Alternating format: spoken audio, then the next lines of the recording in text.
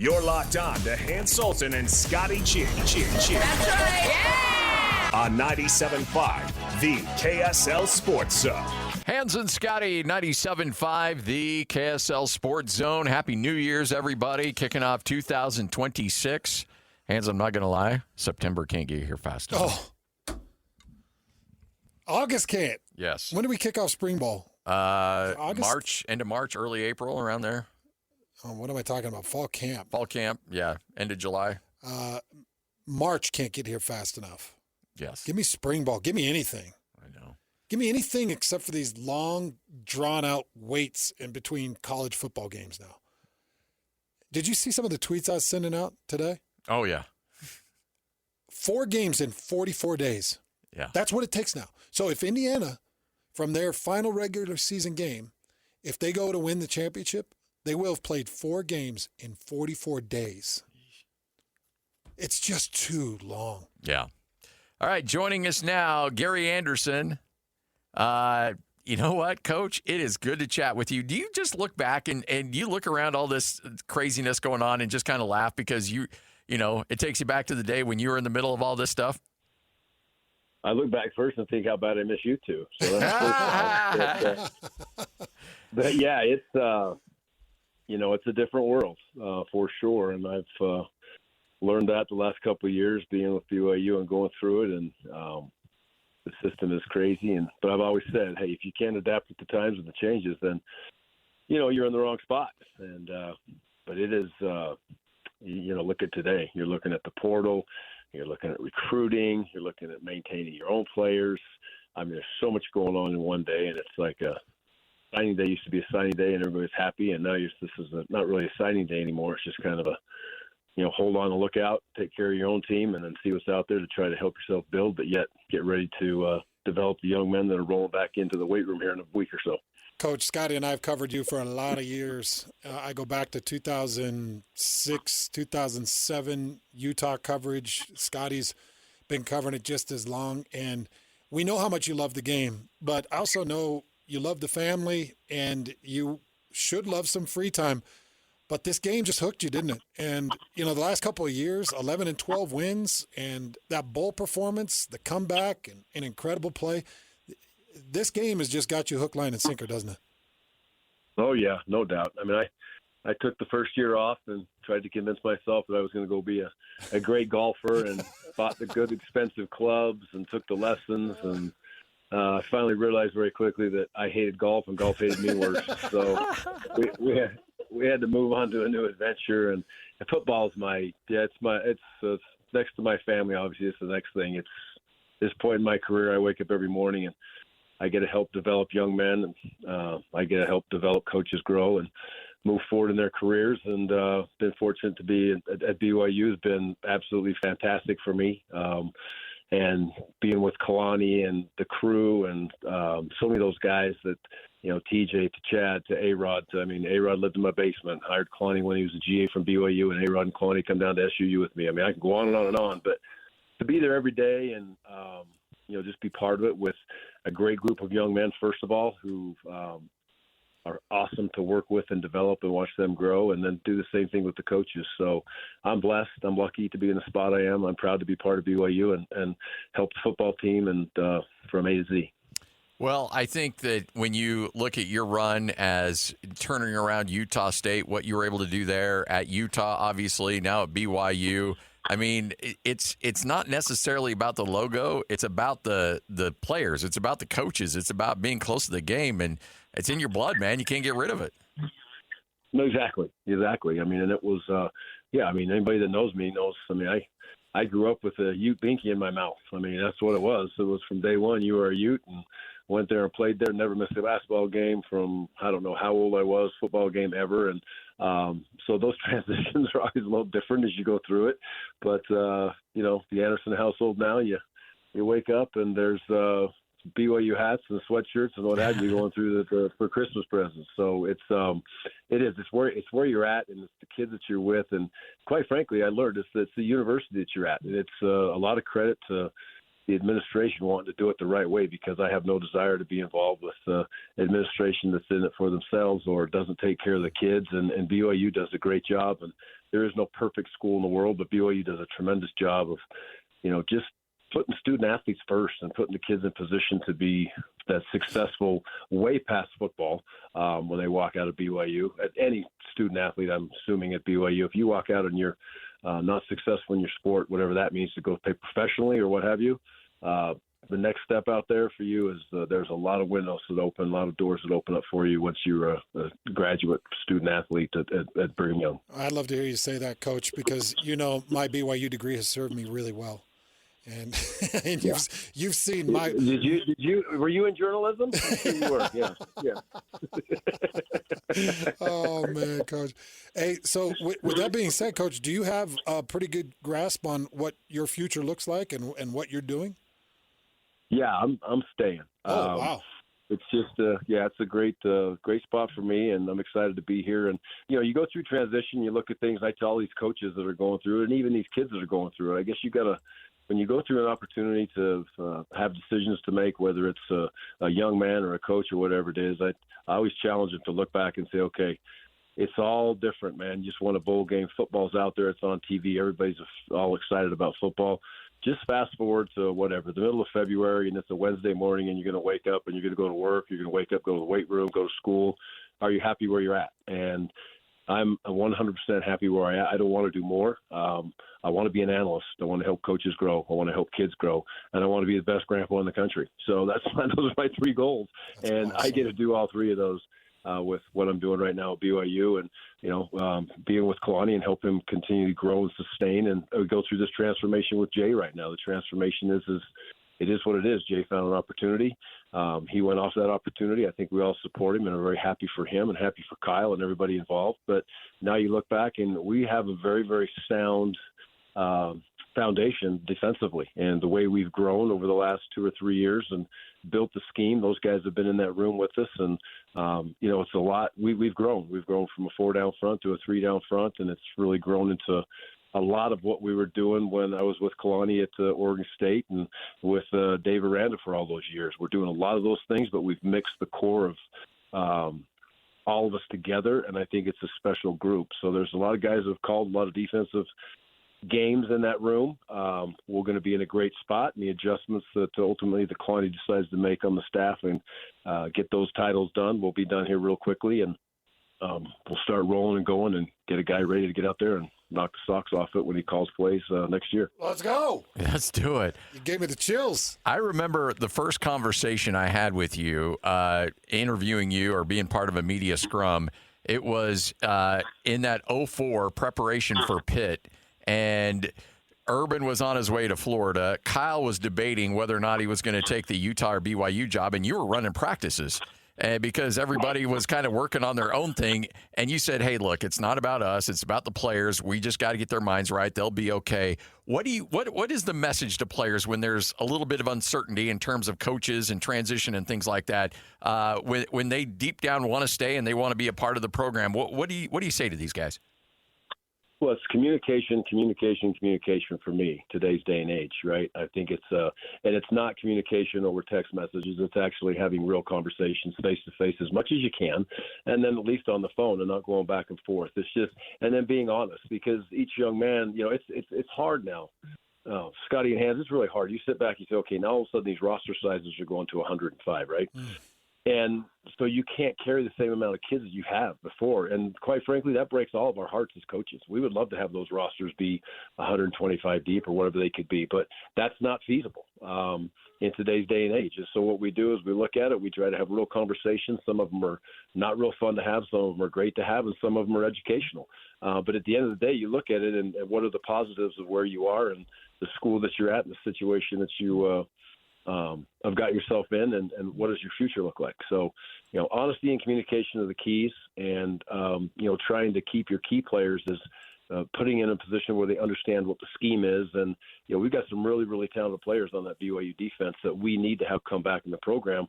And I think this is probably one of the top two most important things also, besides that communication piece and the honesty, is that what has been the success rate of the young men when they leave and they were really good players at whatever school they're at, what's the success rate of them going to the next school and being successful?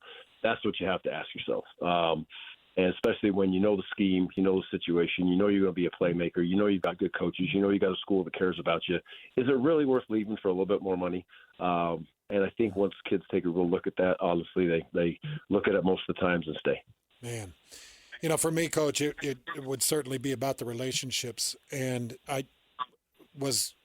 Scotty and I had to do an emergency podcast yesterday because all the news was coming down. And I said, if I would have left the college game and started coaching with Lavelle Edwards, and Lavelle said to me, hey, it's on, we're staying, or we're going, or we're going to do this. I would have done anything for him as a player, and anything for him as if I was assistant coach. It just feels like in this game, it feels like those relationships, sometimes they get overlooked. Sometimes they're managed well, but I know that those relationships have been primary to you in your life as a coach. Yeah, it's a priority to me. It's number one is the kids in the program without a doubt. And I think Kalani does such a great job with his culture. Every coach has a culture and an idea and ideology of what they want to be and how they want to go about it. But I think I always tried to create an atmosphere that was of toughness and grit, and we're going to take care of you in good and bad, and we're going to try to develop you on the field, off the field. We're going to try to develop you emotionally to continue to grow as a young man and all those things that come with it. But I think Kalani does a great job as he's adapted to the times of kids. And that would have been really, really hard for me as a head coach, quite honestly. Even today, it would be really, really hard for me as a head coach to go and just the little tweaks that are there. When I say that, nothing of that is bad. It's just a different environment that kids are in every single day, and the way they're twisted and turned, and the academics and the portal and the dollars and people tugging at them and agents, and I can go on and on and on. But Kalani's environment and culture is still about family, and he says that all the time. But just walk around the facility and you'll know that. You'll feel that, and that really helps to sustain. And I know that because I pride myself on walking through the locker room 2 times every single day and spend at least 5 to 10 minutes in there. And you get to know a team really quick. And it's Kalani's culture that he's been able to the support. Nobody runs and hides. Everybody's working hard and grinding through it, and there's a high level of accountability, but yet it's a fun place to be. So I think that's unique in college football. I'm not at every program in the country, but my belief is that's a little unique, and that's why BYU is a special place for kids to stay and play. You're on the defensive side of the ball. You appreciate all those things you talked about, grit, fire, playing through pressure, playing through pain. Was there a moment in fall camp where you saw Bear Bachmeier and thought, "Oh, this kid can get it done. He's not looking like a true freshman out there." Oh man, don't you love that kid? Yeah. Well, he's so a Gary Andersen prototype, man. Tough dude. He's something else. And again, I talk about it. Humble. I mean, that's unbelievable. But, I think during camp it was just his A-Rod does such a great job, and so did Matt, of building the quarterbacks and bringing those guys along. But you could see the ability to throw the football. You could see some of the intangibles that you look for a kid that can run. But what you didn't know is how much he really liked to run. I remember when he first said, I asked him why he wore 47. He told me, because, Coach, you know what? When I'm back there throwing the ball and I'm in the pocket, I'm a quarterback. But as soon as I cross the line of scrimmage, I'm a fullback. And I was like, oh, really? Okay, well, we'll see. Well, he showed us all. So he showed us all that. But then his ability to be able to pick up, A-Rod, it's a complex offense now. I sit there and listen to those play calls up in the box during the games, and A-Rod obviously does a tremendous job of calling the plays and game planning with his staff and all the things that come with it. But there's a lot that's on a quarterback's plate. For a true freshman to handle all that, I don't know how much of the playbook was there, but I don't think A-Rod held anything back for a freshman to come in and do that and then have the ability to come back so many times. I mean, what was it, 10 points down last game, 10 points down in Arizona in the fourth quarter, 14 points down to Colorado, 14 points down, whoever it was. I mean, it was time and time again. Now, that's the team structure and the belief of all of them to come back. But your quarterback, you got to be able to look at that dude and say, hey, we're good. If we just get a stop on defense right now, this offense is going to win the game for us. And that is such a confidence builder when you're in those tight games like that. And we had a bunch of those tight games. So love the kid for who he is on the field and off the field. And a tremendous family also. So we're very lucky to have Bear. A tremendous family, very supportive family, and they roll deep. And it's great to have that Bachmeier family around with kind of all their history and what they're able to do. Coach, I wanted to kind of specify because I think a lot of BYU fans are out there and they see Gary Andersen, senior defensive analyst, and they don't understand maybe the impact that you can have on the program. As a senior analyst, just kind of tell people what you are responsible for and help them understand just what you've been able to do over the last 3 years with Jay and working with these coaches, because every time I come out to practice, I see you working your butt off out on the field. Yeah. Yeah. Well, right now it's really grown into what you're another coach. You can be another coach. I mean, I had the great opportunity to have Bodie with me this year in my room, and Kendall and Keeney and Vil. That was the core of my room, and Sonny was in there, and so you were able to get so much more done from film study, and then I spent time obviously with Sione with those defensive tackles in a room together, and when we tie into what we call them the bowls, which is the guys in my room and Sione's room together. So we're just coaching like it's like there's more than 10 full-time coaches now, which is basically what it is. As far as the game planning, obviously I was right there with Jay, and I were on the same page. And it was it started 3 or 4 years ago at Weber when I helped him 1 year down there. We just continued to grow and develop it. And I'm going to miss that. I'm going to miss Jay and I. We're very, very close and very, very tight. And, you look at going to another place, and Jay and I look and we talk about things, and, could it be here? Could it be at Michigan? That's just not feasible for myself right now. And where I am in life, but he'll do great things. But we had a great game plan together, and Monday, Tuesday, Wednesday, Thursday with the rest of the staff, and then getting into the game. And that will change a little bit now, but now it's going to be the next D coordinator up or the next D coordinators up, however that wants to work with through Kalani, what he wants to be able to get done. But I'm going to do the same thing. I'm going to get him ready to walk into games and be prepared to call a great game. I'm looking forward to coaching the kids on the defense again. I think this year I'll be a little bit more around the defense as a whole, as we've talked with Kalani, and I've talked some things out on where we can be, and then whatever Kalani needs me to do, I can do some more stuff with Kalani this year as we move through time. But those things will all come out in the mix. But I get to be a football coach, and that's a great point in my life right now. I don't, like I told you, I want to help kids and I want to help coaches grow, and that's exactly what the analyst tag gives me the ability to do every single day, and help BYU football grow. How cool is it, though, from a personal standpoint, knowing that Kalani Sitake was making ends meet, stocking shelves at Walmart while trying to help you at Southern Utah? Jay Hill gets an opportunity with you at Southern Utah, and to see these guys progress in their profession and doing what they're doing now. I mean, for a moment, you got to sit back and be like, it's almost like a proud father moment for you, I'm sure. There's no doubt. I mean, I talk about that all the time. The ability to see all these guys that we've touched and gave opportunities to over the years, and watch them grow and develop. And I mean, it's crazy. It makes me feel old, which I suppose I am. But we keep our youthfulness. I remember not this last year, the BYU Utah game, but the one the year before, and we win on that last crazy second game that goes down to the wire and the kick goes through. And I just kind of look back at the whole sidelines, both sidelines, Utah's and BYU sidelines, and I called Kyle. Obviously, it wasn't the next day; it was a few days later after that game.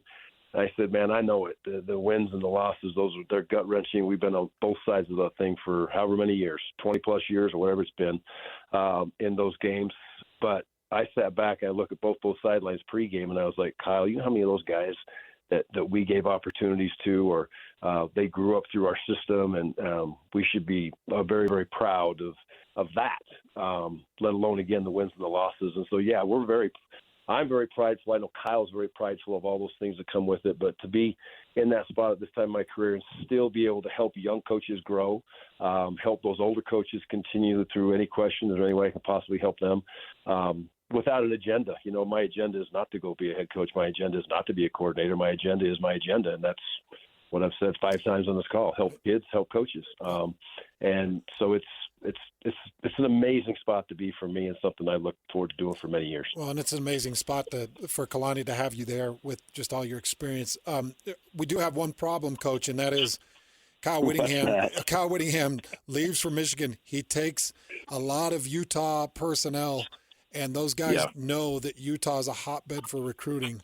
So what do we Yep. got to do to stabilize this state and make sure Michigan doesn't come sneaking in along with everybody else that knows now that this talent is great? Because, Coach, this state is a hotbed for some of the best football talent in the country. Cat's out of the bag now. The cat's out of the bag, and they're taking that knowledge with them. Yeah, well, maybe we should blame Utah for pissing Kyle off. I don't know. There you go. I don't know. Would have never happened. So it might not have happened. He might have just gone over and, played a little tennis or pickleball and rode his motorcycle and skied. But I texted him yesterday and I told him, I can't wait till you go. They go tell you, hey, let's go skiing today, and you're going to go see that molehill out there in the middle of Michigan. That's not even a bunny hill here. So have fun with that. Take you out to Lake Huron. Yeah. But no, without a doubt. I mean, there's some opportunities out there. And Utah's there's great high school coaches here. Just watch it. I mean, the high school programs have gotten better and better and better. The off-season training programs are better. So there's going to be high-level kids that are out there playing. There's some great athletes. So you got to continually fight through it. You got to I really don't believe this. I don't think Michigan's going to walk in here and take 3 or 4 kids a year from the state of Utah. I don't think that they need to. I think they need to stay in their own state, in their own area. And, I thought that when I was at Wisconsin, I was like, we're going to come in and take, 5 or 6 kids a year. But we kind of had the same kids in our own backyard because there's really good high school football at Wisconsin too. So sure, there'll probably be some fights every year, just like there is and I'm sure it's going to be the same guys. It might be Wisconsin. It might be Michigan now, and it'll probably be Oregon and Utah and BYU and whoever else wants to get in that fight. Right? That's just the way it is. So BYU is well equipped to get into those recruiting fights and battles and show kids what the school is. And it's not just about the dollar figure. It's about an education. It's about the culture, the family you're in, and I think that they'll always be in the hunt to land those elite recruits and then continue to grab kids that are in that developmental stage that we can grow and get them on the field. Well, Coach, I know that you're all about BYU, you're all about Provo, but we can still grab breakfast at Herm's every now and then up in Cache Valley. Hey, I'm in Cache Valley right now, brother. That's the way we go. I'm up here, Scotty. Whenever you need me, I'm right here sitting on the hill. You know where my house is. Oh, yeah. Coach, yeah. I'll tell you what, man, that definitely eases a lot of my concerns. I'm sure BYU fans are feeling a good sigh of relief, and it's just nice. I mean, I've told everybody this program's in good hands under Kalani Sitake. And I said, with Kalani Sitake, you've got a lot of great decisions being made, and you've got great relationships with you and some of these other great coaches. And so it's exciting. Let's get ourselves to spring ball. Let's go. I mean, I don't even care who wins the national championship. I just want to get 2026 going. Yeah. Yeah, well, we could use a couple minutes in the weight room, so give us some time. Let us feed these guys some nice, good steaks and get them in there with those trainings and get them rolling. And then we'll hop out on that field in a little bit and get it going, get it rolling. But it'll be good. It's an exciting time for the state. It's an exciting time, right? So let's go get it, and away we go. Football's loud and proud in the state of Utah right now, and BYU. Love it. Appreciate it, Coach. Thanks, Talk Coach. to you soon. Okay, guys, all the best. Take care. There he is, Gary Andersen.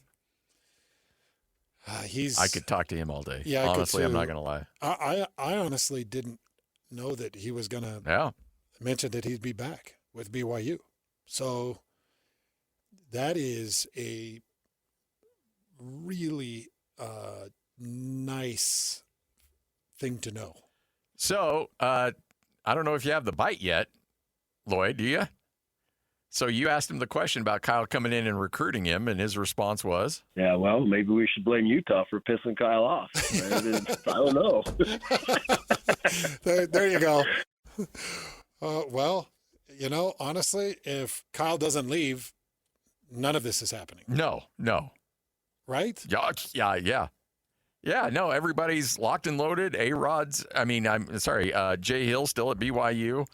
The staff, Jason Beck's probably still at Utah. Right? Yeah. I would think so.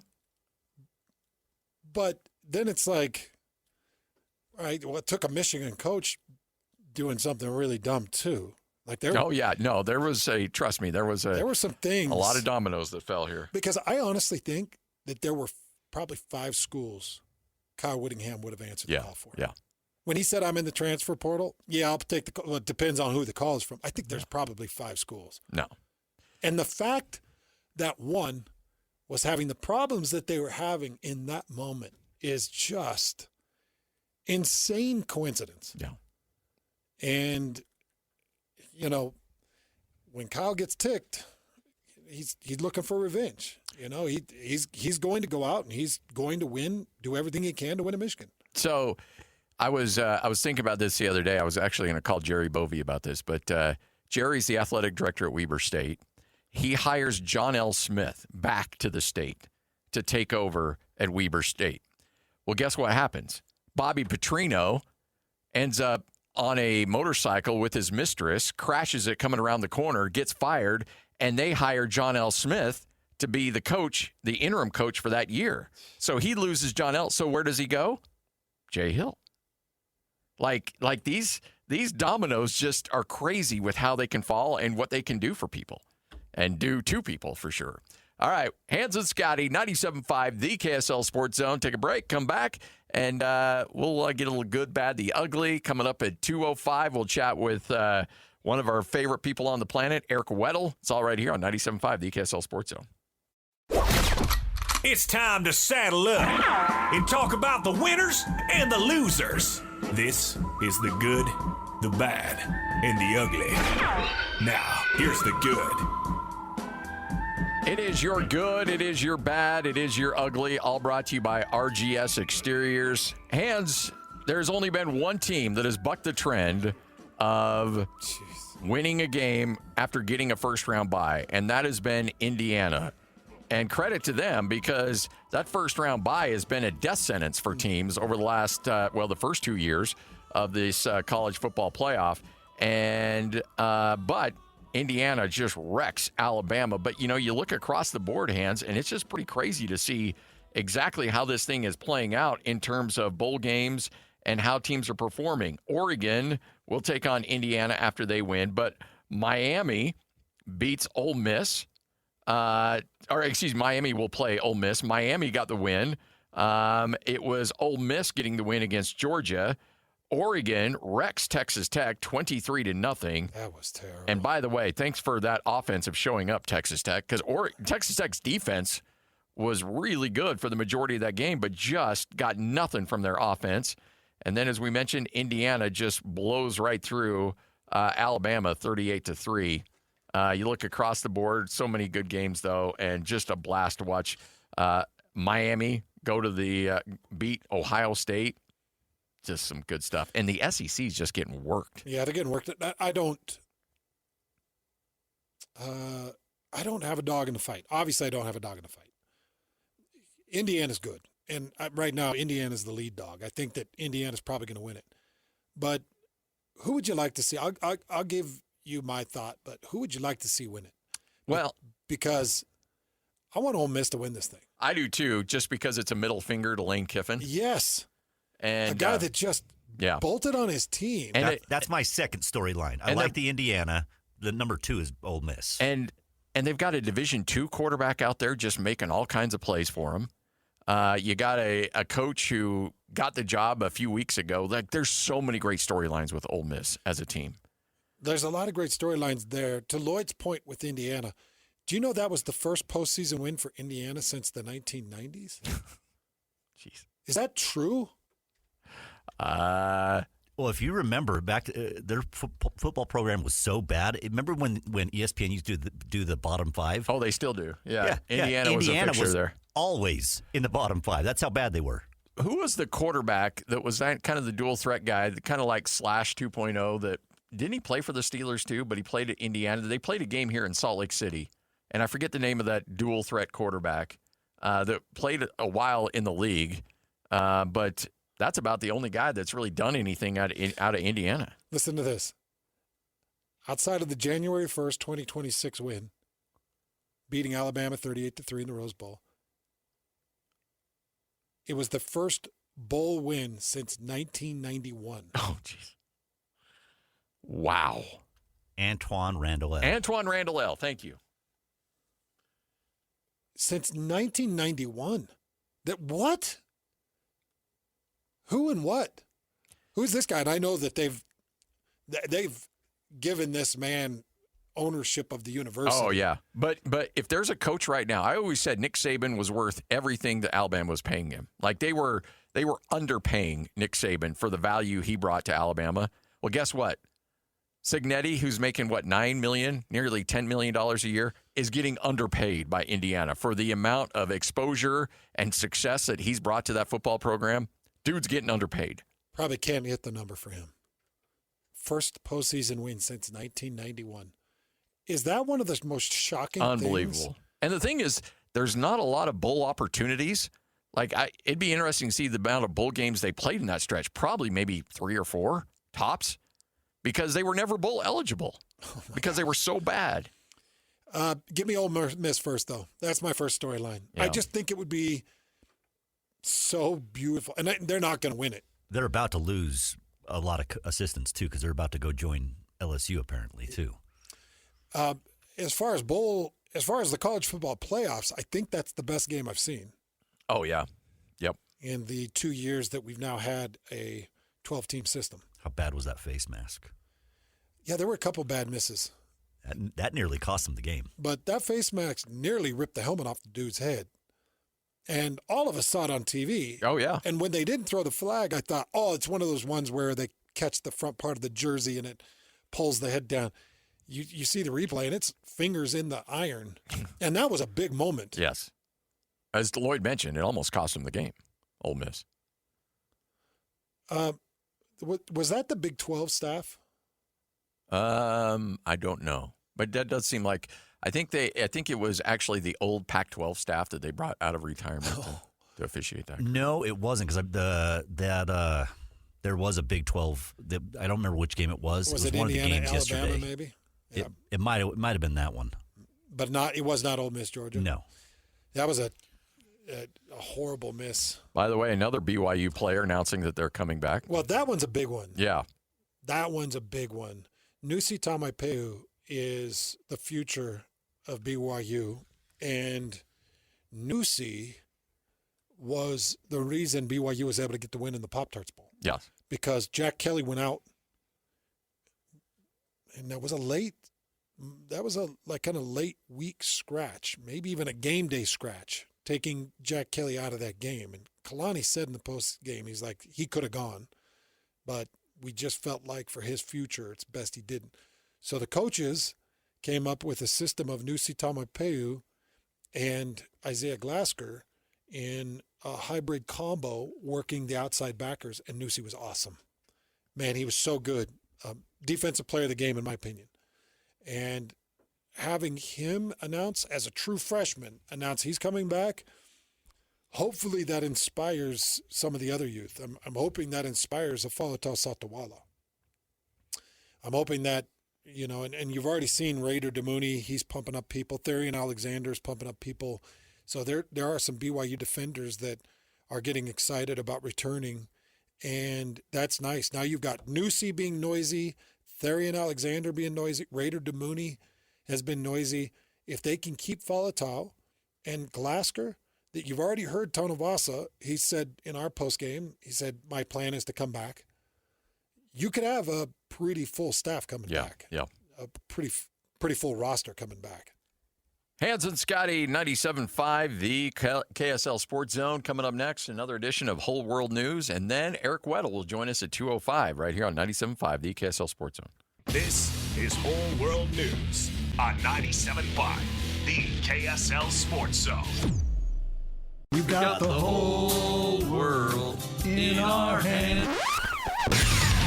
You got the whole world in our hands. We've got the whole world in our hands. We've got the whole world in our hands. We've got the whole world in our hands. You got you and me, brother, in our hands. You've got you and me, sister, in our hands. Eric Weddle's going to join us coming up in about 13 minutes from right now. So gather around the radio. It's going to be a lot of fun. It is time for Whole World News. And, a lot of us have New Year's resolutions. Some of it is to fix our financial situations where they may be. And I'm going to take you to Kentucky, Hans. Normally we kind of pick on Florida, but now that you're a honorary Florida resident now, yes. I gotta lay off the Florida stories because I don't want to get you after your state. We're gonna go to Monticello, Florida, or Kentucky, excuse me. He was arrested with a burglary at a laundromat called the Wash House. His name's Jacob Coffey. So if you're going into a laundromat, what are you stealing? Like a washer, dryer? No, he went right to the coin machine and ripped it out of the wall and threw it in the back of his truck and took off. There were multiple witnesses there that saw him do this. In fact, police say they've received tips and firsthand witness accounts from 12 people that were there watching him rip the coin machine out of the wall, throw it in the back of his truck. He was easily recognizable, and he had his license plate on the back of his truck. And so everybody knew who he was, what he looked like, and they had the license plate of his vehicle. At that point, you want to lay low, right? You're like, okay, well, a lot of people saw me, but I do have a bunch of coins. Yeah. So I'm just going to lay low for a little bit, and I'm going to be all right. Well, 2 hours later. 2 hours? 2 hours later, he was seen at a local Walmart exchanging the coins for cash at a Coinstar machine. What, where you dump the coins and they sort it out? Yeah. It takes like 22% of your money. I know, but hey, look, the dude was in a hurry, man, because he was finally arrested nearby the Walmart at a Little Caesars drive-thru where he was paying with pizza with quarters. And that's what got him. Oh, put him down for stupidest criminals all time. Hey, if you get your hands on that kind of coinage, though, you want to get out there. You're burning a hole in your pocket. You want to get out there and start living some life. Now, back in the day, had we, 14, 15-year-old Hans and Scotty got that, we would have been down at the Galleria. What was it, 47th? What was that place? 49th Street 49th Street Galleria. And just dumping yes. dumping coins into the Mortal Kombat game. Hitting the old batting cage. For me, it was Keystone Pizza in Little Weezer. Oh, yeah? Yeah, Keystone Pizza. We had a little arcade. And honestly, my favorite pastime was standing there watching people that had the quarters play the games. Oh, you were just an observer, huh? Yeah, I was an observer. And when I would get my chubby little fingers on a quarter and I'd throw it in there, I'd be dead in 5 seconds. I was so bad at video games.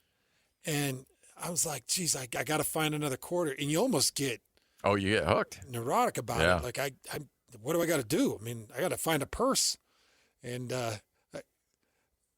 get that quarter out of that purse. That was my mom. If somebody leaves their purse lying around, see, we had an old school Pizza Hut, the dine-in Pizza Hut in Burley. Yeah, and it's still there, by the way. Did it have the salad bar? It had the salad. It's still there. I love the old school Pizza Huts. One of the very few sit-down Pizza Huts still available in the United States. With the flat-screen video game. The red cups, and that's exactly right. The flat-screen video Madness games. was all about Pizza Hut. And you'd sit there and slide the little rolling ball on the top of it to move your guy around. Awesome. I would, and in fact, my wife for my birthday a few years ago gave me a bunch of those red cups from pizza. She found them online. And I will drink soda out of those, and it just takes me right back. It does. It does. It's very nostalgic to those places. Yeah. But this guy needs to go away. For a long time. Not because of what he did, but because how stupid he is. Because he's just dumb. Yeah. And that brazen. If you are that brazen, you are a criminal at heart. You are a lifetime career criminal. It's what we call in the business a repeat offender. Yes. Oh, that's a good poll. Yeah. Wait. Yeah. Is that Cool Hand Luke? No, that's Raising Arizona. Oh, that's right. Okay. That's both amazing. I know. He threw a little bit of an accent on it, and I thought it was the warden from Cool Hand Luke. Sorry. What we have here is a repeat offender. I made Rock watch that movie. Cool Hand Luke. I bet he liked that. Well, we got done with it. He was like, what was the meaning of that movie? Like, it's actually a bit depressing. Oh, yeah. You take this strong-willed individual and you just keep beating him down and beating him down. And I told him, I said, strong wills never break. Like, people that are gritty, people that have an undying belief in themselves, they never die. And he was like, Andy Dufresne. It didn't. Andy Dufresne. It didn't get to him like because Cooley and Luke, I watched it when I was 13 or 14. It changed my life. Really? Oh yeah. I was like, I will from now on, I will be the hard-headed criminal, and nobody can change me. Well, I mean, outside of the criminal part, it's pretty spot on. Well, you know what's funny is you referencing the coins. Remember how that movie starts? He's cutting the heads off parking meters. Yeah. And dumping the coins out of parking meters. That's how Cool and Luke starts. Great movie if you haven't seen it. By the way, speaking of great movies, I need a ruling from the two of you. Maybe not from Lloyd, because we know what the kind of language he teaches his kids. Yeah. But it's sad and true. I'm just joking, Lloyd. But I did. My 14-year-old was talking about, hey, why everybody's talking about Die Hard as a Christmas movie, and so me and my son, I said, all right, come on, I'm gonna show you. And so we watched Die Hard. Yes. Ooh, wait, how old's bro? He's 14. Vid Angels? No, I'm not giving. I'm not giving that. You cannot do Vid Angels I'm not for giving Die that Hard. I'm not giving that crap service a penny of my money. Well, all I know is walking around my 7th grade playground, the only thing you could hear in the Weezer playground was yippee-ki-yay! You did the right thing. You did the right thing. I think it's a rite He's of there. passage, right? Yeah, he's there. And then we watched Predator, and then we watched Die Hard 2. But this was the great moment. This is when I knew I scored as a dad, because my kid has a phone, unfortunately, and I wish he didn't have one, but he's got one. And when we're watching TV, even when we're watching the Broncos play, he's always on his phone, like looking, and he does a great job of being able to watch two things at once. But when Predator and Die Hard, when he was watching both those, that phone was as far away from him as possible, and he was like locked in, like a tractor beam. And I'm like, see, that's what a good movie is. That's what a good movie is. They don't make those movies anymore. That's what a good movie is. And you just hope it stops there, you know? He just stops with the great old action films. Pandora's box may have been opened a little bit. Start saying, well, what's Red Shoe? Oh, okay. All right. Hans and Scotty. It's our childhood, man. It is our childhood. It's our childhood. I mean, when the X-Files came on, everybody's like, who's this guy? There's a lot of 15-year-olds like, I know who that guy is. Who's this Emmanuel? Oh, that's Daniel Duchovny. 2 o'clock. Eric Weddle next, 97.5, the KSL Sports Zone.